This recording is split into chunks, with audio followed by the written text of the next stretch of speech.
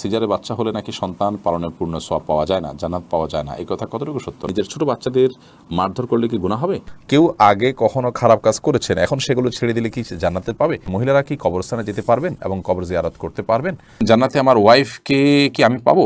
আল্লাহ না করুন, আমি যদি জাহান্নামবাসী হই আর আমার স্ত্রী যদি জান্নাতবাসী হন, তাহলে আমার স্ত্রী কি অন্য কারো হয়ে যাবে? এমন আমলের কথা বলেন যে আমল করলে আমার ওয়াইফ অন্য কারোর জন্য জায়েজ হবে না। পারফিউম ব্যবহার করা মহিলাদের জন্য হারাম, কিন্তু বাইরে যাওয়ার পর অনেকের ঘামের গন্ধ আসে, এটা অনেকের অসুবিধা হয়, সেক্ষেত্রে করণীয় কি? প্রত্যেক সালাতেই কি সানা পড়তে হবে নাকি শুরুতে একবার পড়লেই হবে? ইস্তেঞ্জার পর কি টিস্যু ব্যবহার করা বিদআত? আল্লাহ রাসূল সাল্লাল্লাহু আলাইহি ওয়াসাল্লাম তো টিস্যু ব্যবহার করেন। স্বামীকে খুশি করার জন্য ফর্সা হওয়ার ক্রিম ব্যবহার করা যাবে কিনা? মৃত ব্যক্তির লাশ, বিশেষ করে মহিলার লাশকে ভিডিও কনফারেন্সের মাধ্যমে দূর দূরান্তের আত্মীয় স্বজনকে দেখানো যাবে? ওযু ছাড়া নাপাক অবস্থায় সালাম দিলে কি সওয়াব পাওয়া যাবে? খাওয়ার সময় সালাম দেওয়া যাবে কিনা? নামাজ অবস্থায় ওযু চলে যেতে চায়, এমন অবস্থায় ওযু আটকিয়ে রেখে নামাজ আদায় করা যাবে কি? 4 রাকাত নামাজের বদলে 3 রাকাত পরে সালাম ফিরালে কি করণীয়? এটা পরে মনে পড়েছে। ছোট বাচ্চার প্রসাব গায়ে লাগলে কি নামাজ হবে? অমুসলিমদের সালাম দেওয়া যাবে কিনা? মানুষের নামে মিথ্যা অপবাদ দেওয়া সম্পর্কে ইসলাম কি বলে? দাঁড়িয়ে পেশাব করলে কি গোসল করা ব্যতীত নামাজ হবে না? আর বিলম্ব না করে চলুন আমরা প্রবেশ করি আপনাদের প্রশ্নগুলোর উত্তর দেওয়ার পালায়। আমি প্রথমে দেখতে পাচ্ছি নুসরাত কবির উর্মি, আপনি লিখেছেন অজুর পরে ভেসলিন, গ্লিসারিন ইত্যাদি ব্যবহার করলে অজু বা নামাজের কোনো ক্ষতি হবে কি? না, অজু বা সালাত ভঙ্গের সুনির্দিষ্ট কারণ আছে, সেই কারণগুলো না পাওয়া গেলে অজু বা সালাত ভঙ্গ হবে না। বিধায় ভেসলিন বা গ্লিসারিন ইত্যাদি ব্যবহার করলে ওজু নষ্ট হবে না, সালাতের কোনো অসুবিধা হবে না, কারণ এগুলোর ফলে অজু ভঙ্গের কোনো কারণ পাওয়া যায় না। অজু ভঙ্গের মৌলিক কারণ হলো শরীর থেকে যদি নাপাক বের হয় বা নাপাক বের হওয়ার মতো যথেষ্ট সম্ভাবনা তৈরি হয়, তাহলে সেক্ষেত্রে অজু ভঙ্গ হয়। এছাড়া সাধারণত অজু ভঙ্গ হয় না। অতএব ভ্যাসলিন, গ্লিসারিন ইত্যাদি আপনি ব্যবহার করেছেন, কোনো নাপাক বের হয়নি আপনার শরীর থেকে, বিধায় অজু ভঙ্গ হবে না। আবির হোসেন, আপনি লিখেছেন জান্নাতে আমার ওয়াইফকে কি আমি পাবো? আল্লাহ না করুন, আমি যদি জাহান্নামবাসী হই আর আমার স্ত্রী যদি জান্নাতবাসী হন, তাহলে আমার স্ত্রী কি অন্য কারো হয়ে যাবে? এমন আমলের কথা বলেন যে আমল করলে আমার ওয়াইফ অন্য কারোর জন্য জায়েজ হবে না। দেখুন ভাই আবির, স্বামী স্ত্রী পরস্পরের প্রতি ভালোবাসা থেকে আমরা এই ধরনের প্রশ্ন করে থাকি, কিন্তু আমাদের মনে রাখতে হবে যে এই দুনিয়ার ভালোবাসা, এই দুনিয়ার মমতা, এগুলো আমাদের এখন অনেক বড় মনে হচ্ছে আমাদের কাছে। কিয়ামত সম্পর্কে আল্লাহ তাআলা বলেছেন যে ইন্না জালজালাতাস সাআতি শাইউন আযীম ইয়াওমা তারাউনাহা তাযহালু কুল্লু মুরজিআতিন আম্মা আরদাআত। মহাপ্রলয় যে হবে, কিয়ামত বা আপনার হিসাব দিবস তো অনেক পরে, সেটির যে সূচনা হবে মহাপ্রলয়ের মাধ্যমে, সেই মহাপ্রলয় সম্পর্কে আল্লাহ তাআলা বলেছেন এটা বিশাল বড় একটা বিষয় হবে। এত বড় বিষয় হবে যে দুগ্ধদানকারিণী মা নিজের দুধ দেওয়া সন্তান কথা ভুলে যাবেন এর ভয়াবহতায়, এবং গর্ভধারণকারী মার গর্ভে সন্তান আছে সে কথা ভুলে যাবেন ভয়াবহতার কারণে। ভয়াবহতার কোন পর্যায়ে চলে যাবে, এসব ভালোবাসা এগুলো গৌণ হয়ে যাবে তখন যদি ওই পরিস্থিতির মুখোমুখি আমরা পড়ি। তো সেজন্য আমরা ওই পরিস্থিতির কথা আঁচ করতে না পারার কারণে আমাদের কাছে আমাদের ভালোবাসাটা বড় হচ্ছে বা বড় করে আমরা দেখছি।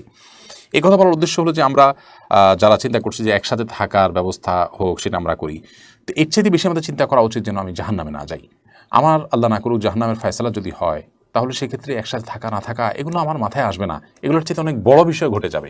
বিধায় আমাদের চেষ্টা থাকা উচিত জান্নাতে যাওয়ার। আর হ্যাঁ, এটাই হলো একমাত্র উপায় যে আপনারা উভয় জান্নাতে যাওয়ার মতো কাজ অব্যাহতভাবে করতে থাকবেন, জাহান্নাম থেকে মুক্ত থাকার কাজগুলো করতে থাকবেন, অর্থাৎ উভয় যাতে জান্নাতে যান সেই চেষ্টা করতে থাকবেন। এটাই হলো একমাত্র আমল। এর মাধ্যমে ইনশাআল্লাহ বিদিনিল্লাহ আল্লাহ তাআলা আপনাদের উভয়কে সেখানে সম্মিলন ঘটাবেন। এর বাইরে স্বামী স্ত্রী একজন জাহান্নামে গেলে আরেকজন জান্নাতে গেলে তার কি হবে, তার অন্য কারো হয়ে যাবেন কিনা তিনি, এ বিষয়ে কোরআন হাদিসে আলাদা করে কোনো কিছু বলা নেই। এর প্রকৃত স্বরূপ কি হবে সেটা একমাত্র আল্লাহ রাব্বুল আলামিন ভালো জানেন। আলামুল গায়বের বিষয়, অদৃশ্যের জগতের বিষয় কি হবে না হবে আমরা ধারণা করে কোনো কথা বলতে পারি না।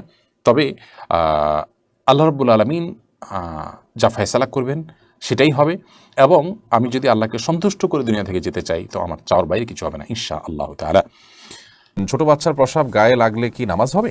ছোট বাচ্চার, ছোট শিশুর যে পেশাব, সেটাও কিন্তু বড়দের পেশাবের মতো নাপাক। অতএব সেটা যদি গায়ে বা কাপড়ে লাগে, যে জায়গায় লাগে সেটাকে ধুইতে হবে। পার্থক্য এতটুকু, যদি দুগ্ধপোষ্য ছেলে শিশু হয় তাহলে তার পেশাবের ছিটা যেহেতু অনেক বেশি ছড়ায় না কন্যা শিশুর তুলনায়, এই জন্য তার পেশাবের উপর পানি ছিটা দিলে সেটা যথেষ্ট হয়ে যাবে। আর কন্যা শিশু যদি হয়, সেটা যেহেতু তার পেশাব যেহেতু একটু ছড়ানোর আশঙ্কা বেশি থাকে, এবং আরও নানা কারণে, অনেক কারণ এবং রহস্য আছে যেগুলো আমরা জানি না, তো সেগুলোর ভিত্তিতে কন্যা শিশু হলে, সে দুগ্ধপোষ্য হলেও যে জায়গায় লাগবে তার পেশাব সেই জায়গাটা কাপড়ের জাস্ট ওই অংশটুকু ধুয়ে নিলে পাক হয়ে যাবে।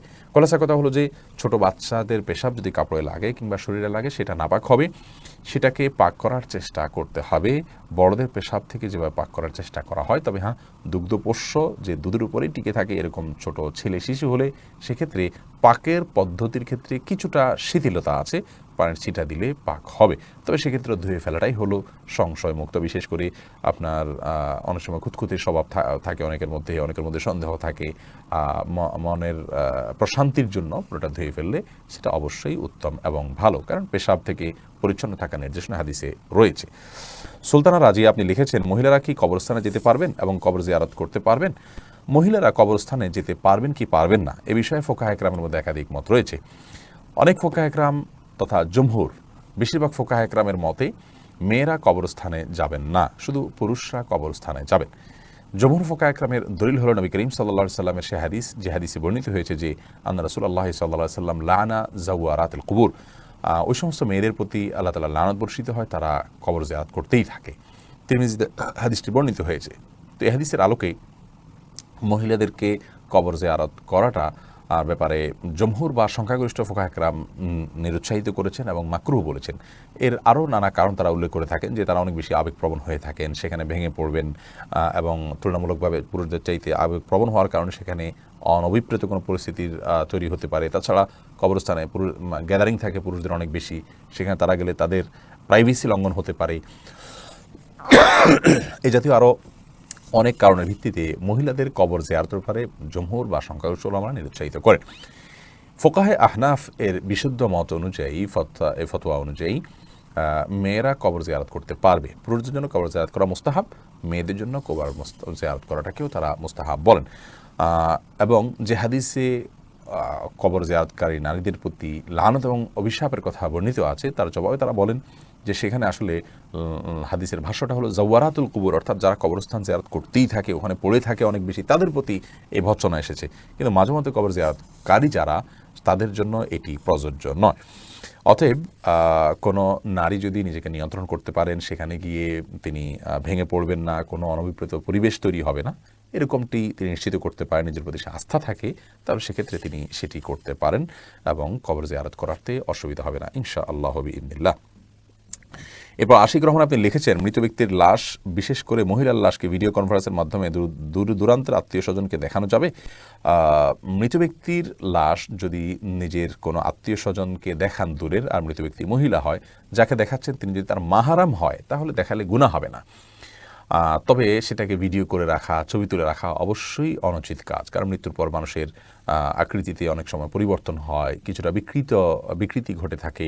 এগুলোকে ধারণ করা, রাখা বা বিভিন্ন জায়গায় প্রচার করানোর সময় মৃত ব্যক্তির জন্য অপমানের হয়, যেটা তিনি জীবদ্দশায় হয়তো পছন্দ করতেন না, যে তার বিকৃত কোনো রূপকে কেউ প্রচার করুক, সেজন্য রেকর্ড করে রাখা অনুচিত। তবে লাইভে যদি দেখানো হয় তার কোনো মাহরামকে, যাতে পর্দার কোনো বিধান লঙ্ঘন না হয়, তাহলে সেক্ষেত্রে কোনো হারাম কিছু হবে না বলে আশা করি। তবে মনে রাখতে হবে খুব দ্রুততার সাথে আপনার দাফন কাফনের ব্যবস্থা করা, এই সমস্ত লাইভ কনফারেন্স এগুলো করতে যেন খুব বেশি বিলম্ব না করা হয়, সে বিষয়টি অনেক গুরুত্বপূর্ণ, কারণ আসরি আবিল জানাজা হাদিসে আসছে, জানাজা খুব দ্রুততার সাথে তোমরা দাও। এমনি মানিক ইসলাম লিখেছেন, মানুষের নামে মিথ্যা অপবাদ দেওয়া সম্পর্কে ইসলাম কি বলে? এটা অত্যন্ত জঘন্য অপরাধ।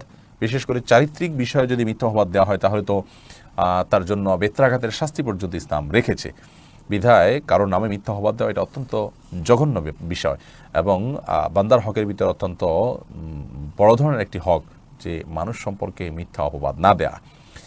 যদি এটা করে কেউ, তাহলে তিনি কবিরা গুনাহে লিপ্ত হলেন এবং জাহান্নামে পতিত হওয়ার মতো শাস্তি উপযুক্ত হলেন। আল্লাহ তাআলা আমাদেরকে হেফাজত করেন। আলাউদ্দিন ফারাবি আপনি লিখেছেন, ইস্তেনজার পর কি টিস্যু ব্যবহার করা বিদআত? আল্লাহ রাসূল সাল্লাল্লাহু আলাইহি ওয়াসাল্লাম তো টিস্যু ব্যবহার করেন। দেখুন, আপনি স্টুল পাসের পর, পায়খানা করার পর, আপনার ইস্তেনজা করার পর কোনো কিছু দিয়ে পরিচ্ছন্ন হলেন, সেটা কোনো পাথরের টুকরা হতে পারে, কোনো মাটির টুকরো হতে পারে, বা অন্য কিছু দিয়ে আপনি করলেন, সম্মানজনক কোনো কিছু দিয়ে করলেন না, জাস্ট সাধারণ কোনো, এটার জন্যই উপযোগী কোনো কিছু দিয়ে আপনি পরিষ্কার করলেন, এরপর আপনি পানি ব্যবহার করলেন, এটা হাদিস দ্বারা প্রমাণিত।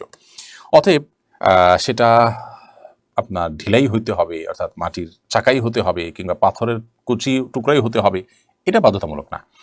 টিস্যু নবী সাল্লাল্লাহু আলাইহি ওয়াসাল্লাম ব্যবহার করেনি, নবী করিম সাল্লাল্লাহু আলাইহি ওয়াসাল্লাম থেকে কাপড়ও ব্যবহার করেনি, তার সময় তো এই সুতা, এই কাপড় ছিল না। নবী করিম সাল্লাল্লাহু আলাইহি ওয়াসাল্লাম তো চশমা ব্যবহার করেনি, তার সময় এটা ছিল না। দুনিয়াবী বিষয় মূলগতভাবে যেটা কোনো ইবাদত না। আমি এই টিস্যুটা ব্যবহার করছি, টিস্যুটা ব্যবহার করলে সওয়াব বেশি হবে, ইট বা পাথর ব্যবহার করলে সওয়াবটা কম হবে, মাটির চাকা ব্যবহার করলে সওয়াবটা কম হবে, এরকম তো না। অর্থাৎ এটার সাথে সওয়াবের সম্পর্ক নাই, এটা নিছক একটা মাধ্যম পরিবর্তন হতে পারে। নবী সাল্লাল্লাহু আলাইহি ওয়াসাল্লাম তো এই কলম দিয়ে লেখেন নাই, আমরা তো এই কলম দিয়ে লিখছি। তিনি যে কনফিডেন্স সাথে এরকম না, তাহলে আমারটা কি বিদআত হবে? না, এটা বিদআত হবে। বিদআত হলো গায়রে দিরা দি সমর্দন বিদআত, যেটা দিন নয় সেটাকে দিন মনে করা বিদআত। টিস্যু ব্যবহার করাটা দিন, ওই মাটির চাকা ব্যবহার করাটা দিন নয়, এরকম যদি মনে করা হয় তাহলে সে বিদআত হবে।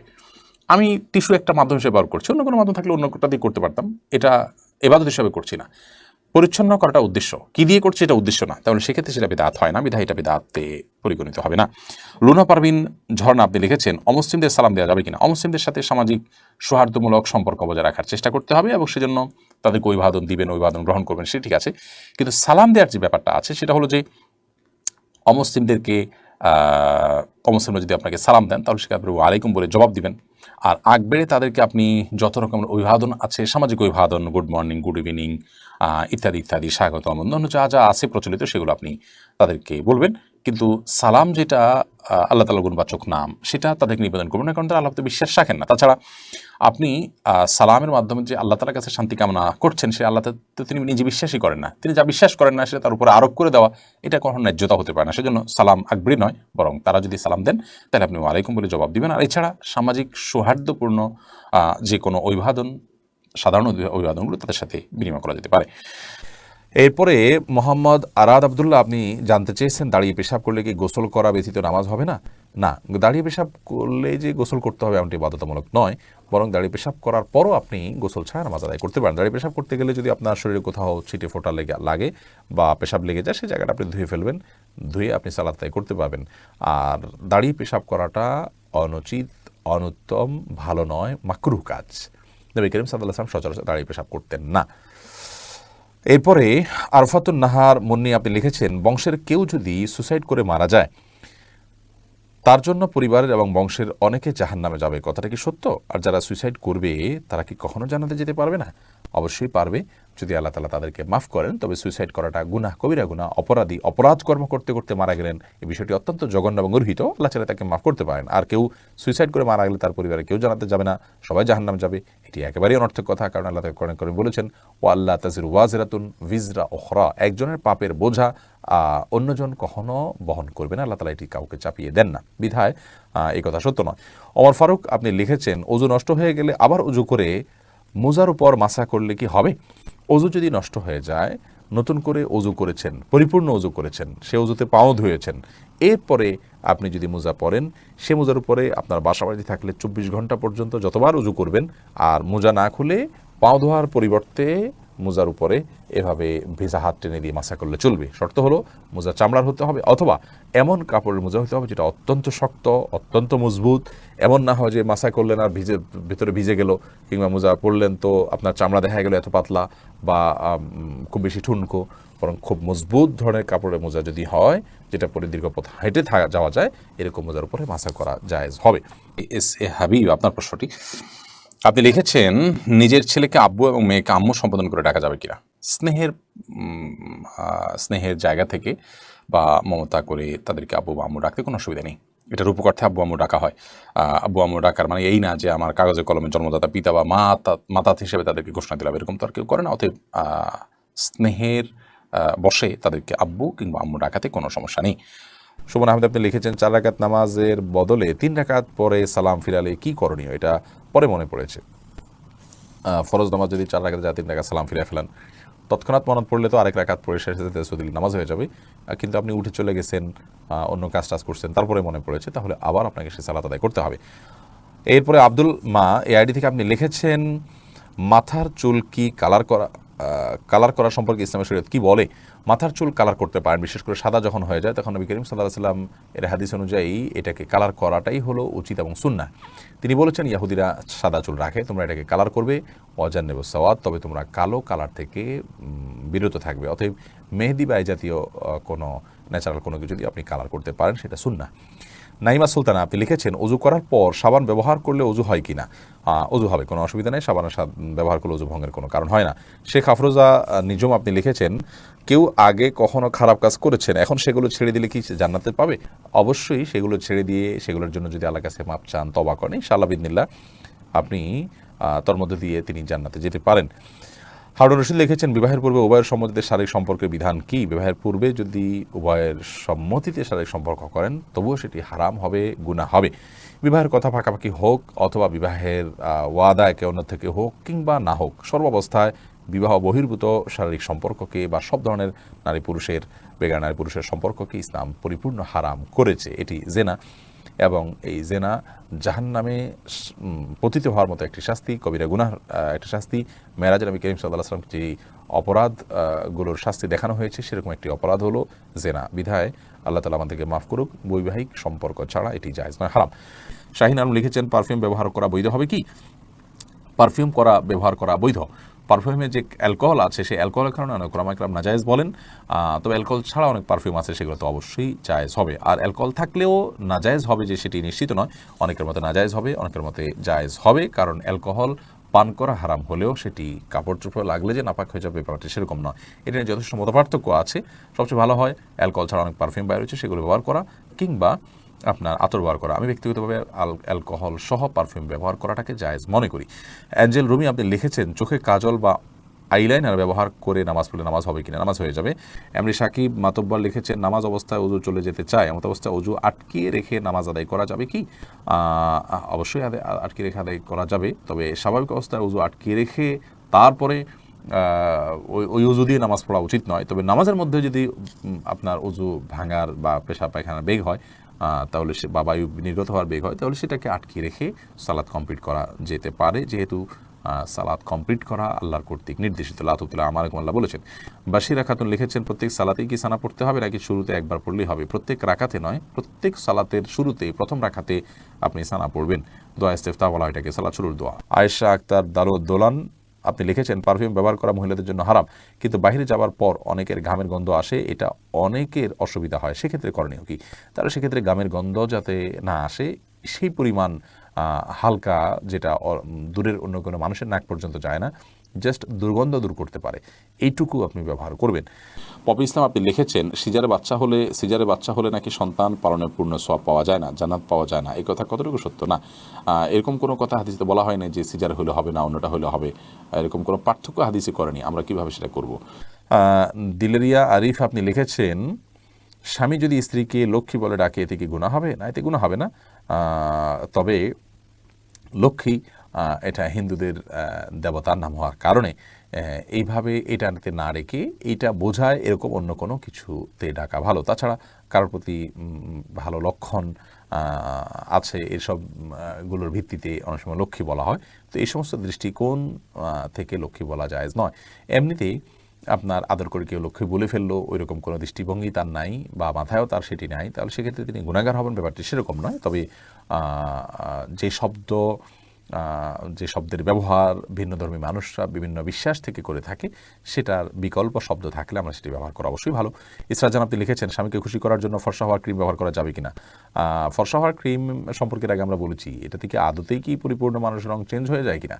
যদি পূর্ণ রং চেঞ্জ হয়ে মানুষের আকৃতি পরিবর্তন হয়ে যায় তাহলে সেটা তো জায়েজ নয়। আর হালকা একটু ফর্সা দেখায় এরকম যদি হয় তাহলে সেটা করা যেতে পারে। আব্দুল্লাহ মামুন আপনি লিখেছেন কেউ হারাম টাকা দিয়ে ঘর তৈরি করলে সেই ঘর থেকে যে ভাড়া আসে এটাকে হারাম হবে? হারাম টাকা দিয়ে যদি ঘর তৈরি করেন, টাকাটার মালিক যদি আরেকজন হয় তাহলে তার ভাড়াটাও তো অবশ্যই হারাম হবে, জায়েজ হবে না। হোসেন স্বপন আপনি লিখেছেন ওযু ছাড়া নাপাক অবস্থায় সালাম দিলে কি সওয়াব পাওয়া যাবে? যাবে, কোনো অসুবিধা নেই, নাপাক অবস্থায় সালাম দেওয়া যায়। এমনি শামসুল ইসলাম তুহিন লিখেছেন আমি কিছু টাকা রাস্তায় পেয়েছি, আমি চেষ্টা করা সত্ত্বেও মালিক খুঁজে পাইনি, এখন আমি টাকাটা কী করবো? কোনো গরিবকে দান করে দিবেন? নিজে গরিব হলে আপনি খেতে পারেন, তবে মালিক খুঁজে পাওয়ার জন্য আপ্রাণ চেষ্টা আপনার করতে হবে। যদি টাকাটা উল্লেখযোগ্য হয়, আর যদি অনেক অল্প স্বল্প হয় তাহলে এটার জন্য খুব বেশি আপ্রাণ চেষ্টা না করে আপনি গরিব দুঃখীকে দান করে দিতে পারেন। মারিয়াম মেমো আপনি লিখেছেন স্বামীর জন্য বা নিজের জন্য মুখে কৃত্রিম তিল বসানো যাবে কি? পরপুরুষ না দেখলেও কি গুনাহ হবে? আল্লাহর সৃষ্টিতে পরিবর্তন করা যায় না, লা তাবদীলা লিখালকিল্লাহ। এই জন্য এই ধরনের কৃত্রিম তিল স্থাপন এটা নিজের রূপকে অনেকটা পরিবর্তন করার শামিল, সেই জন্য এটি জায়েজ হবে না। সবজল হোসেন এই আইডি থেকে আপনি লিখেছেন সহবাসের সময় শরীরে যে কাপড় থাকে সেটা পরে নামাজ হবে কিনা, যদি সেখানে কোনো নাপাক না লাগে ওইটা পরে নামাজ হবে। যদি আপনি এটাকে আলতোভাবে এমনভাবে রাখেন যে সেখানে কোনো নাপাক লাগলো না, তাতে কোনো অসুবিধা নেই, নামাজ হয়ে যাবে। সোহানুর রহমান শিহাব আপনি লিখেছেন খাওয়ার সময় সালাম দেওয়া যাবে কিনা। খাওয়ার সময় সালাম দেওয়া নেওয়াতে মৌলিকভাবে কোনো অসুবিধা নেই, যদি ডিস্টার্ব ফিল না করেন যাকে সালাম দিয়েছেন তিনি, তাহলে সেক্ষেত্রে খাওয়ার ফাঁকে ফাঁকে আমরা কথা বললে সেটা যেরকম নাজায়েজ নয়, ঠিক সালাম আদান প্রদান করলে সেটা নাজায়েজ নয়। আমরা অনেকে মনে করি খাওয়া আর ইবাদত করা সমান, খাওয়া আর নামাজ পড়া সমান, এরকম অনেক মুখরোচক কথা বা অনেক বলি আমরা শুনতে পাই, এগুলোর কোনো ভিত্তি নেই। নামাজ এরকম কথা বলা যায় না, সালাম দেওয়া যায় না, খাওয়ার সময় এরকম কথা বলা যাবে না, বোবার মতো বসে খেতে হবে এবং সালাম দেওয়া যাবে না, এরকমটি আমরা অনেকে মনে করি, এটা সঠিক নয়। মিম আইডি থেকে আপনি লিখেছেন নিজের ছোটো বাচ্চাদের মারধর করলে কি গুনাহ হবে। মারধরটা যদি হয় একেবারেই অল্প স্বল্প জাস্ট শাসন সুলভ, তাহলে সেখানে অসুবিধা নেই, কিন্তু যদি মারধর হয় সীমা লঙ্ঘন করে শিশুর প্রতি নির্যাতনের লেভেলে চলে যায়, তাহলে সেক্ষেত্রে অবশ্যই গুনাহ হবে। কারণ মা বাবাকে শিশুর মালিক বলে বানিয়ে দেওয়া হয় না যে তারা শিশুর উপর অত্যাচার করতে পারবেন, সে সুযোগ কিন্তু মা বাবারও নাই। অতএব শিশুকে যদি এত বেশি মারা হয় যেটা অত্যাচারের লেভেলে চলে যায়, তাহলে সেটা জায়েজ নয়। শাসনের প্রয়োজনে যতটুকু মারা যায় ততটুকু মারতে হবে। রাসূল আকরাম সাল্লাল্লাহু আলাইহি ওয়াসাল্লামের হাদিসের আলোকে কয়েকটা মূলনীতি বলা আছে, তার মধ্যে একটা মূলনীতি হলো সাধারণত শাস্তি স্বরূপ শুধু শিশু নয়, এটা অন্য যে কারোর জন্য প্রযোজ্য, শরীয়তে যে হদ বা বিভিন্ন পাপের যে দণ্ড রাখা হয়েছে সর্বনিম্ন 10 বেত্রাঘাত, এই দণ্ড যেন ক্রস না করে, তাহলে আল্লাহর দণ্ডের উপরে আপনার শাসন যেন ক্রস না করে। 2, 4, 5টা বাড়ি দিলেন, সেটা আবার ওই যে আপনার শরীয়তে যে বেত্রাঘাত করতে বলা হয়েছে সেই মাপের যেন না হয়। আর শিশুদের ক্ষেত্রে তাদের সহ্য ক্ষমতা নিশ্চয়ই অনেক কম, বিধায় সেই দিকটা বিবেচনা করে তাদের শরীরে আঘাত পড়ে, তারা ব্যথা পায় এবং কষ্ট পায়, অসুস্থ হয়ে পড়ে, অনেক মা বাপ এরকম জুলুম করেন, সেরকম মারধর করা অবশ্যই গুনাহের কথা, এর জন্য তারা আল্লাহর কাছে জবাবদিহি করতে হবে।